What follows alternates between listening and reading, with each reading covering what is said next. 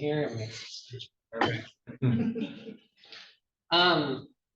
So what I'm doing today is I'm talking about new poetics in education, which is a concept and logic that I think through and present a lot on. And so what I want to do is just give an excerpt of one of my talks on that. So it might be a little bit rushed, but I did time myself. It's about 10 minutes.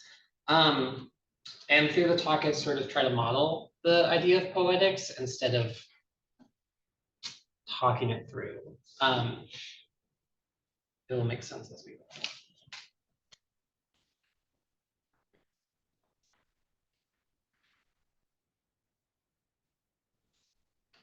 Okay. So, as a teacher, it has never been my responsibility to assess knowledge on any particular subject, but to create a space in which knowledge might be found by others. Not to know, but to model and understand how knowing might start. How to care for a question.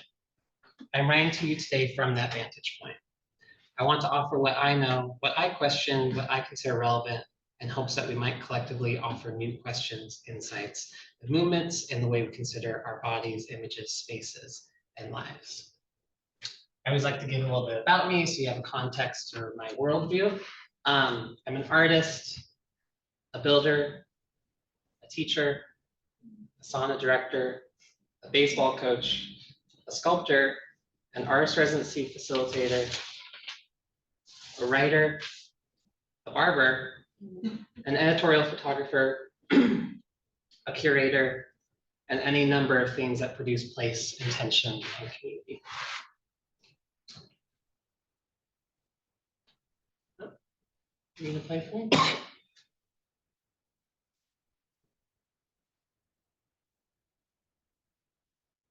It's not going to.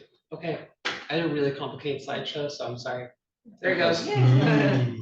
In my design and media theory classes, we often discuss how the arrangement of parts gives the form context, or infect the form, or disrupt it. Form follows function, or function creates the form. Or if you follow with many media theorists, the medium is the message. The creation of the smartphone is an easy example to follow. The creation of individualized feeds creates individualized, fragmented, and personal realities. The content matters far less than the mechanisms in which we perceive it. In our case, the structures we create dictate the behaviors that inhabit it. The classroom as a site of architecture is a concept I've become increasingly interested in.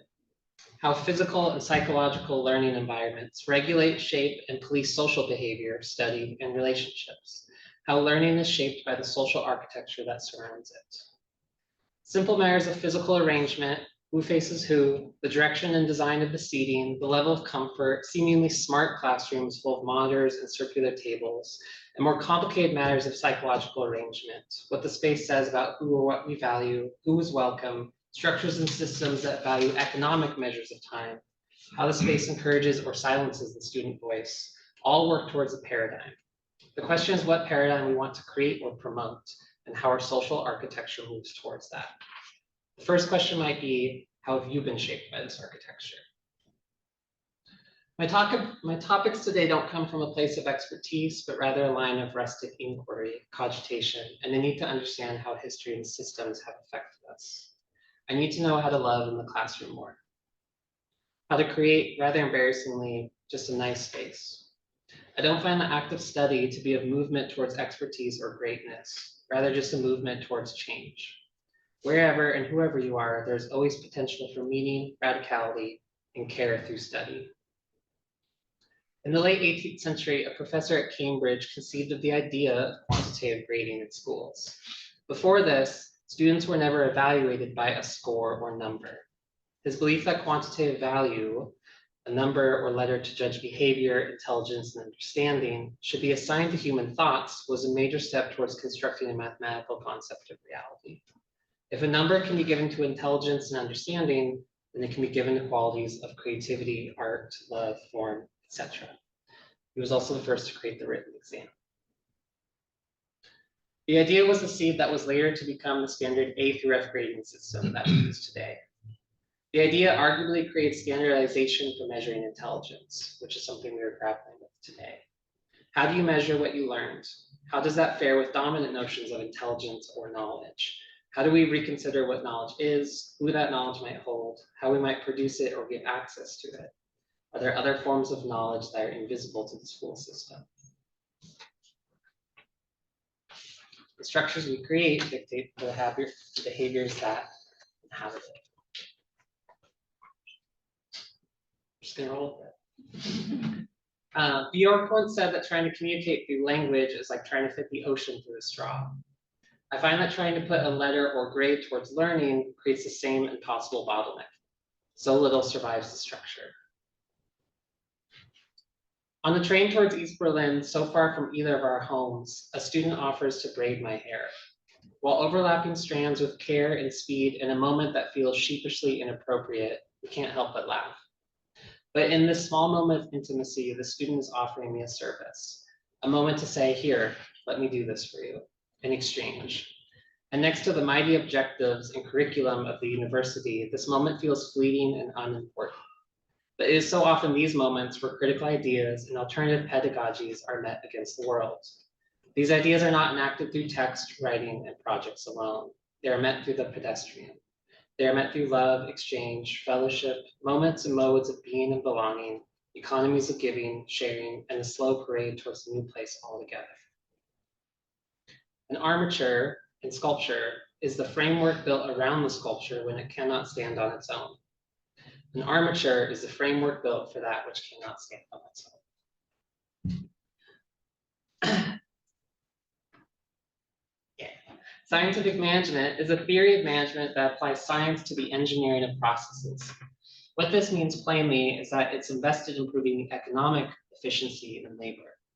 It optimizes in the name of profit and reduces labor to its most basic, unskilled, and decontextualized form. It is also known as Taylorism, after its creator, Frederick Winslow Taylor.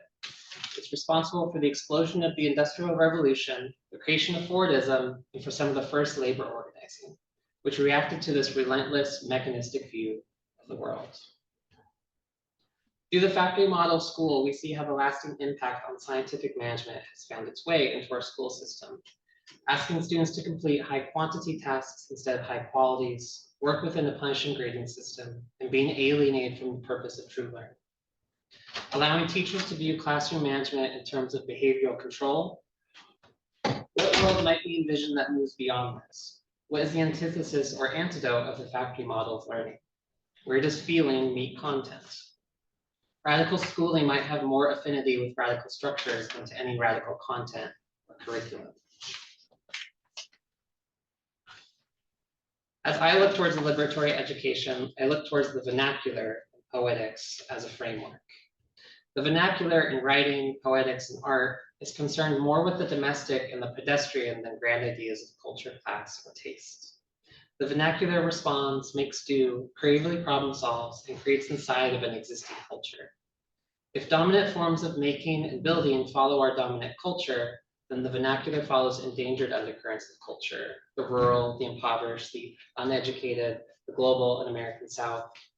Dominant culture might believe in technocratic solutions to schooling, but the vernacular understands that technology and innovation-driven solutions only work to reproduce the ideologies embedded within them. In my own work of sculpture, writing, and teaching, I face the vernacular as a vehicle for form. The vernacular rejects tools and techniques in favor of an ethos of response, responsiveness, and responsibility, as do poetics. The radical educator and founder of the Highlander School, Miles Horton, writes about the idea of the vernacular. Quote, instead of thinking that you put pieces together that will add up to a whole, I think you have to start with the premise that they're already together, and you try to keep from destroying life by segmenting, over-organizing, and dehumanizing. You try to keep things together. The educative process must be organic and not an assortment of unrelated methods and ideas. If I had to put a finger on what I consider a good education, a good radical education, it wouldn't be anything about methods or techniques. It would be about loving people first.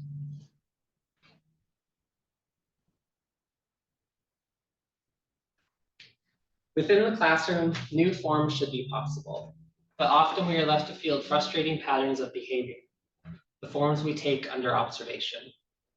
Students left wondering how to act in order to please, avoid punishment, achieve a grade.